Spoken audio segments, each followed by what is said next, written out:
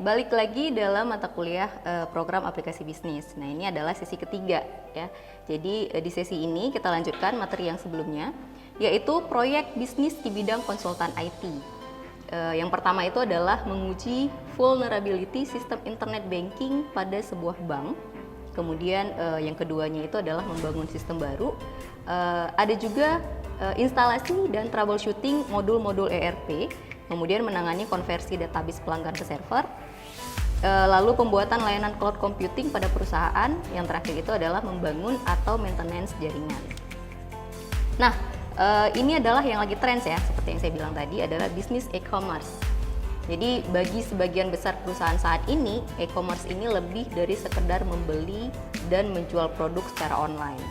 Sebaliknya, e-commerce ini meliputi seluruh proses dari pengembangan, pemasaran, penjualan, pengiriman, pelayanan, serta pembayaran untuk berbagai produk dan jasa yang dijual belikan dalam pasar global berjejaring para pelanggan, dengan dukungan dari jaringan mitra bisnis di seluruh dunia.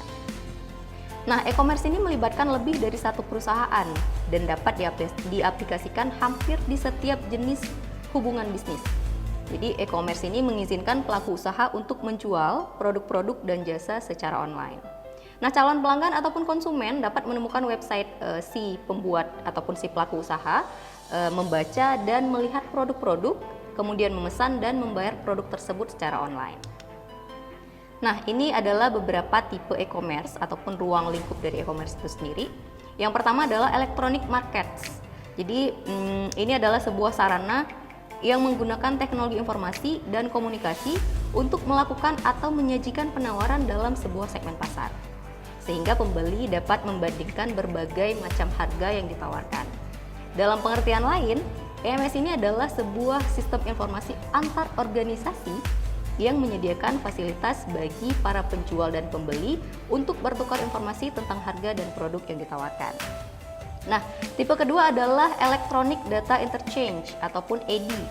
Nah, ini adalah sarana untuk mengefisienkan pertukaran data transaksi reguler yang berulang dalam jumlah besar antara organisasi-organisasi komersial. Nah, EDI memiliki standarisasi pengkodean transaksi perdagangan, sehingga organisasi komersial tersebut dapat berkomunikasi secara langsung dari satu sistem komputer ke sistem komputer yang lain tanpa memerlukan hard copy ataupun faktur, sehingga terhindar dari penundaan, kesalahan yang tidak disengaja dalam penanganan berkas dan intervensi dari manusia. Nah, tipe yang berikutnya adalah internet commerce. Jadi penggunaan internet yang berbasis teknologi informasi dan komunikasi untuk aktivitas perdagangan. Kegiatan komersial ini seperti misalkan iklan dalam penjualan produk ataupun jasa. Nah, transaksi yang dapat dilakukan di internet antara lain pemesanan ataupun pembelian barang, di mana barang akan dikirimkan melalui pos atau sarana lain setelah uang ditransfer ke rekening penjual. Oke, nah ini adalah hal-hal ataupun beberapa yang dapat membangun sistem e-bisnis. Yang pertama adalah harus adanya keinginan yang kuat dan konsisten untuk membangun hubungan langsung dengan konsumen. Jadi ketika sudah berniat ataupun berkeinginan untuk berbisnis, maka harus punya keinginan kuat dan konsisten dalam melakukannya. Kemudian pembangunan jaringan komunitas. Selanjutnya ada perluasan pasar, dan yang terakhir itu adalah masuk era persaingan global. Nah, ini adalah beberapa tahapan pembangunan sistem, di mana yang pertama itu adalah tahap mendayagunakan komputer, personal, jaringan komputer, dan internet seoptimal mungkin. Kemudian tahapan kedua adalah membangun halaman web, di mana web ini merupakan salah satu wadah e-bisnis dapat dijalankan. Oleh sebab itu, sangat penting, sangat perlu untuk dibuatkan web daripada si e-bisnis itu sendiri. Kemudian tahapan berikutnya adalah membangun sistem informasi e-bisnis yang efektif. Nah, pembangunan sistem informasi meliputi kegiatan merancang aliran data, kemudian prosedur pengolahan dan aliran informasi.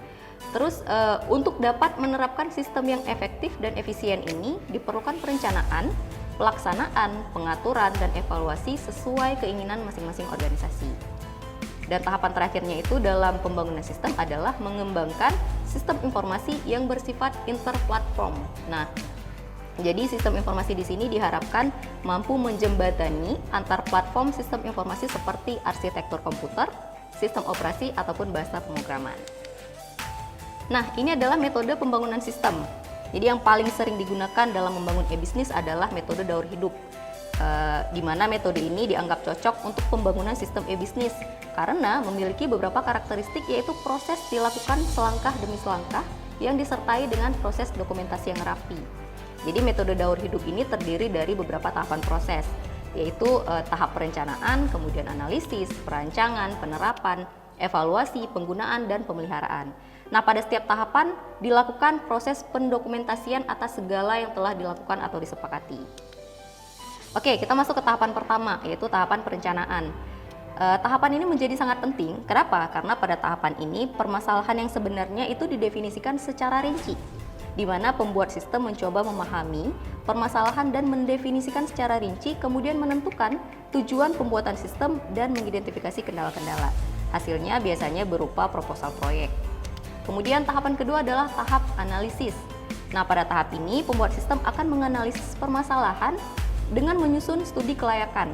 Jadi studi kelayakan ini menentukan kemungkinan keberhasilan solusi yang diusulkan serta untuk memastikan bahwa solusi yang diusulkan tersebut benar-benar dapat dicapai dengan sumber daya dan dengan memperhatikan kendala yang terdapat pada perusahaan serta dampak terhadap lingkungan sekelilingnya. Oke, tahapan berikutnya adalah tahap perancangan. Nah, tahap perancangan ini khususnya dalam membuat sistem informasi e-bisnis ini dapat disebut juga sebagai desain sistem. Jadi dalam rancangan sistem informasi e-bisnis harus memperhatikan kebutuhan perusahaan e-bisnis itu sendiri, kebutuhan operatornya, kemudian kebutuhan pemakai, serta kebutuhan teknisnya juga. Lalu ada tahap penerapan atau implikasi. Nah, ini juga merupakan kegiatan yang penting, di mana kegiatan ini tujuannya untuk mengimplementasikan rancangan yang telah disusun sebelumnya agar dapat diwujud nyatakan. Nah, implementasi untuk prosedur dalam teknologi komputer akan menggunakan bahasa komputer. Sementara itu, untuk proses yang terdapat di luar sistem komputer, disusunlah sebuah konvensi atau perjanjian atau tata tertib agar setiap orang yang terlibat dapat mengikuti alur yang telah ditetapkan. Nah, untuk merealisasikan sistem pada tahap pemaparan ini ditempuh beberapa metode. Antara lainnya itu adalah penggunaan paket aplikasi, pengembangan oleh staf sendiri, itu biasa insourcing ataupun dari pihak internalnya. Kemudian pengembangan yang dilakukan dengan kerjasama dari pihak luar seperti halnya dengan konsultan yang sudah saya bahas sebelumnya ataupun software house. Jadi di sini berarti melibatkan dua pihak ya, ada pihak internal dan pihak ketiga ataupun eksternalnya gitu. Oke, berikutnya adalah tahap evaluasi. Nah, pada tahap ini hal yang dilakukan adalah uji coba sistem yang telah selesai disusun. Proses uji coba diperlukan untuk memastikan bahwa sistem tersebut sudah benar. Jadi faktor-faktor yang harus diperhatikan antara lain adalah kemampuan perangkat keras yang meliputi kecepatan proses dan distribusinya, kemudian seberapa besar biaya yang harus disediakan untuk pengoperasian dan perawatan sistem. Lalu ada kompatibilitas perangkat keras terhadap sistem-sistem yang terkait, seberapa lama teknologi yang digunakan akan bertahan. Lalu sejauh mana pilihan-pilihan terhadap komputer yang digunakan. Nah, hal ini memperhatikan faktor-faktor ergonomik. Dan yang terakhir adalah tingkat kehandalan dan skalabilitas jaringan komputer yang dibangun sebagai infrastruktur sistem tersebut.